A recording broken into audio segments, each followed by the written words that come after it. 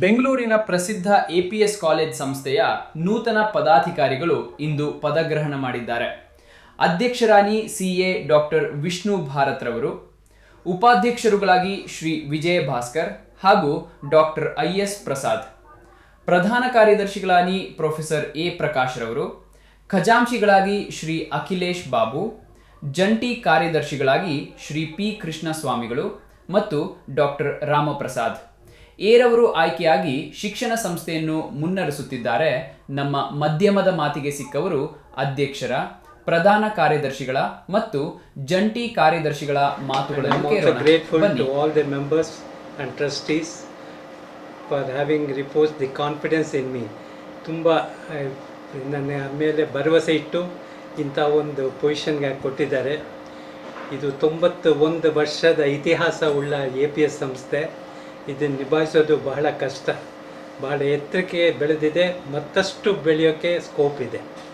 ಇಂಥ ಒಂದು ಬೃಹತ್ ಸಂಸ್ಥೆಯನ್ನು ರೆಸ್ಪಾನ್ಸಿಬಿಲಿಟಿಯಾಗಿ ಕೊಟ್ಟು ನಾನು 3 ವರ್ಷ ಇದ್ದೆ ಇಲ್ಲಿ ಪ್ರೆಸಿಡೆಂಟಾಗಿ. ನನ್ನ ರೆಕಾರ್ಡ್ನ ನಾನೇ ಬ್ರೇಕ್ ಮಾಡೋ ಶಿಕ್ಷಣವೇ ಹೆಬ್ಬಾಗಿಲು ಮುಂದೆ ಬರೋದಕ್ಕೆ. ಸೊ ಇದು ನಮ್ಮ ಸ್ಟೂಡೆಂಟ್ಸ್ಗೆ ಮನವರಿಕೆ ಮಾಡಿ ಅವರು ಈ ಕಷ್ಟಪಟ್ಟು ಇವಾಗ ಓದ್ಬಿಟ್ರೆ entire life they will have the fruits of the struggle what they have done. So ನಾವು ಇವಾಗ ನಾ ಹೇಳ್ತಾ ಇದ್ದೆ ತಂತ್ರಜ್ಞಾನದ ಬಗ್ಗೆ. So we should use the AI or machine learning or the cyber security and see the progress. We should not lag behind. We should not make ourselves the servants to AI, but AI should be our servant. ಆ ಥರ ಮುಂದೆ ಮಾಡಬೇಕು.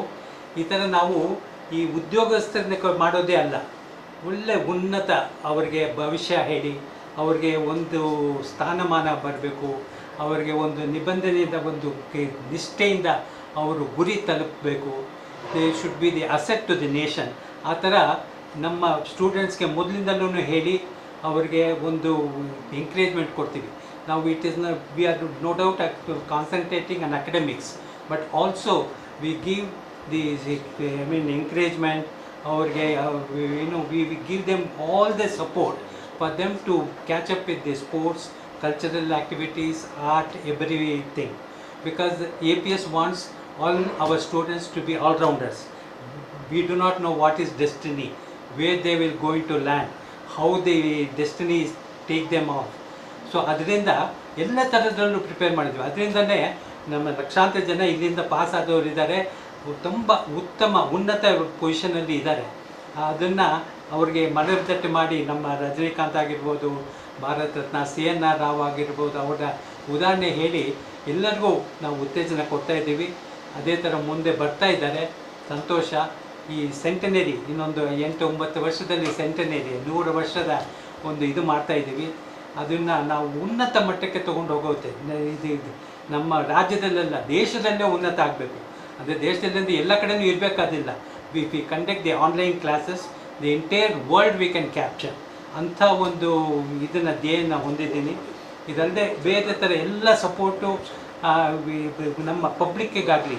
ಇವಾಗ ಏನು senior citizens ಅವ್ರು English ಬರೋಲ್ಲ ಅಂತಿದ್ದಾರೆ, ಅಂಥವ್ರಿಗೆ ಆಮೇಲೆ ಬೇರೆ ಇದರಲ್ಲಿ ಕಲೆ, ವಿಜ್ಞಾನ, ಆಮೇಲೆ ಮ್ಯೂಸಿಕ್ಕು, ಸಿಂಗಿಂಗು, ನಮ್ಮ ಭಾರತ ಸಂಸ್ಕೃತಿ ಏನೋ ಆ ಟ್ರೆಡಿಷನ್ನು, ಆಮೇಲೆ ನಮ್ಮ ಏನಿದೆ ಅದನ್ನು ಒಳ್ಳೆಯ ಮಟ್ಟಕ್ಕೆ ತೊಗೊಂಡೋಗಬೇಕು ಅಂತ APS ಯೂಸ್ ನಮ್ಮ ಇವಾಗ ನೋಡಿ ಮಕ್ಕಳಿಗೆ definitely they are unnecessarily getting in to so many other factors. So we want them to come to our tradition and culture. ನೋಡಿ ಇವತ್ತು ಅಡುಗೆ ಕೆಟ್ಟೋದ್ರೆ ಒಂದು ದಿನದ ಮಾತ್ರ ಆಗುತ್ತೆ, ಒಂದು ಬೆಳೆ ಕೆಟ್ಟೋದ್ರೆ 1 ವರ್ಷಕ್ಕಾಗುತ್ತೆ. ಎಜುಕೇಷನ್ನೇ ಕೆಟ್ಟೋದ್ರೆ ಒಳ್ಳೆ ಲೈಫೇ ಕೆಟ್ಟೋಗುತ್ತೆ. ಸೊ ಹೇಳ್ತಾ ಇದ್ದೀವಿ, ಒಂದು ಗಾದೆ ಇದೆ, ದುಡ್ಡೇ ದೊಡ್ಡಪ್ಪ ಅಂತ. ಎಜುಕೇಷನ್ನು ಅದಕ್ಕಪ್ಪ. ಅದಕ್ಕೋಸ್ಕರ ಎಜುಕೇಷನ್ಗೆ ಪ್ರಾಮುಖ್ಯತೆ ಕೊಟ್ಬಿಟ್ಟು education is the only thing which you can take it further. ನೋಡಿ ನಮ್ಮ ದೇಶ ಅಗ್ರಿಕಲ್ಚರ್ ಆಗಲಿ, ಇಂಡಸ್ಟ್ರಿ ಆಗಲಿ, ರೆವಲ್ಯೂಷನ್ ಇತ್ತು, ಅದು ಯಾವುದೂ ಪ್ರೋಗ್ರೆಸ್ ಆಗಲಿಲ್ಲ. Because of education we have been able to catch IT and BT. So now that we have come up to one level, it is always better to catch up and see that the sky is the limit. and we have to see that we have to catch higher up, and we have to be now the third, fourth position ಅಲ್ಲಿ ಇದ್ದೀವಿ globally. We have to see, we have further improve ಮಾಡಿಕೊಂಡು ನಮ್ಮ ಮೋದಿ ಅಂತ ಅವ್ರನ್ನ ಒಂದು ನಾಯಕತ್ವ ಇರೋದ್ರಿಂದ ಎಲ್ಲರೂ ಈ ಏಜಲ್ಲಿ ನಿಷ್ಠೆಯಿಂದ ಕಲ್ತ್ಕೊಂಡ್ಬಿಟ್ರೆ there is no end for the progress, success and ಇದು. ಸೊ ತುಂಬ ಸಂತೋಷ ಆಗ್ತಾ ಇದೆ. I am seeing that all my students they prosper. So we always say APS is shining, APS is glowing, APS is flying high. North or south, east or west, APS is the best ಅಂತೀವಿ. ಅದು ಘೋಷಣೆ ಆಗ್ಕೊಡ್ದು, ಅದು ವ್ಯವಸ್ಥಿತವಾಗಿ ಆಗಬೇಕು ಅಂತ ನನ್ನ ಒಂದು ಆಸೆ. ಅದನ್ನು ದೇವರು ಅದನ್ನು ಇದು ಮಾಡ್ತಾನೆ ಅಂತ ನನಗೆ ತುಂಬ ಹೋಪ್ಸ್ ಇದೆ. Thank you very much. ನಾವು ಒಂದು ವಾರ ಆಯಿತು, 26ರಿಂದ 29 ನಾವು ಒಂದು ಪ್ಲ್ಯಾನಿಂಗ್ ಮಾಡಬೇಕಾದ್ರೆ 3 ಥರ ಪ್ಲ್ಯಾನಿಂಗ್ ಇರುತ್ತೆ. Short plan, medium plan and long plan.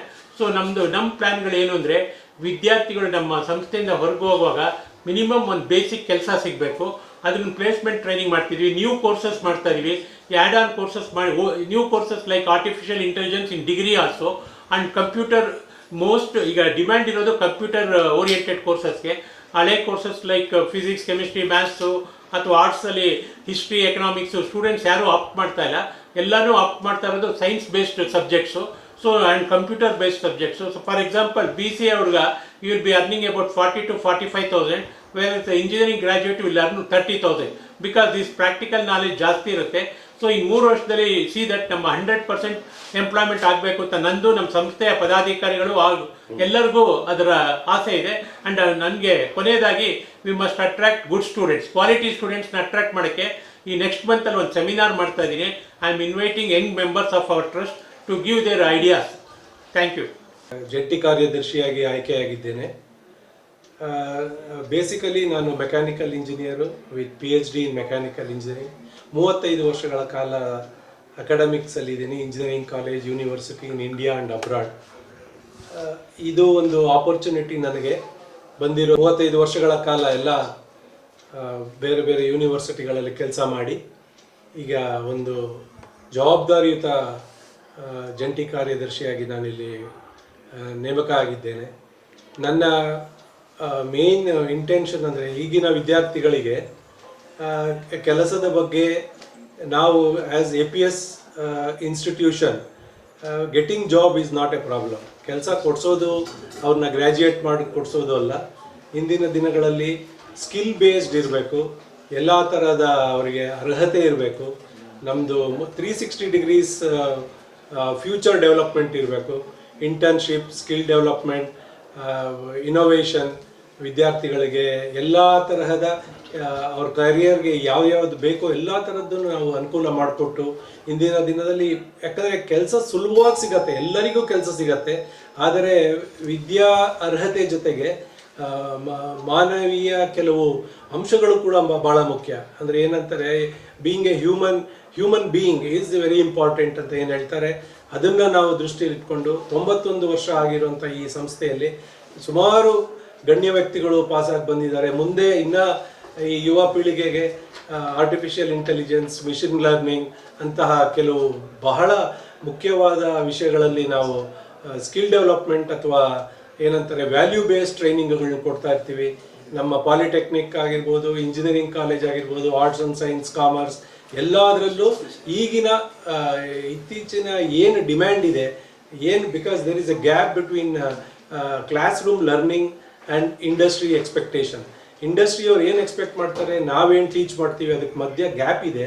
ಆ ಗ್ಯಾಪನ್ನು ಫಿಲ್ ಮಾಡೋಕ್ಕೆ ನಾವು ಎಲ್ಲ ಥರದ ಪ್ರಯತ್ನಗಳನ್ನು ಮಾಡಿ ವಿದ್ಯಾರ್ಥಿಗಳಿಗೆ ಹೇಳಿ ಅವರಿಗೆ ಸುಲಭವಾಗಿ ಕೆಲಸ ಅಂತ ಹೇಳಕ್ಕೆ ಹೋಗಲ್ಲ, ಅವರ ಜೀವನದ ಒಂದು ಮಾರ್ಗದರ್ಶನವನ್ನು ನಾವು ಮಾಡಿ ಸಂಸ್ಥೆಯಲ್ಲಿ ಅವ್ರಿಗೆ ಒಂದು ಹ್ಯಾಂಡ್ ಹೋಲ್ಡಿಂಗ್ ಅಂತಾರೆ, ಏನು ಕೈ ಹಿಡಿದು ಕರ್ಕೊಂಡ್ಬಂದು ಅವ್ರನ್ನ ಹೊರಗಡೆ ಬಿಟ್ಟು ಈಗಿನ ಪ್ರಪಂಚಕ್ಕೆ ನಾವು ಯಾವುದೋ ಹಳೆಯ ಸಿಲೆಬಸ್ ಇಟ್ಕೊಂಡು ಪಾಠ ಮಾಡೋದಕ್ಕೆ ಪ್ರಯೋಜನ ಇಲ್ಲ.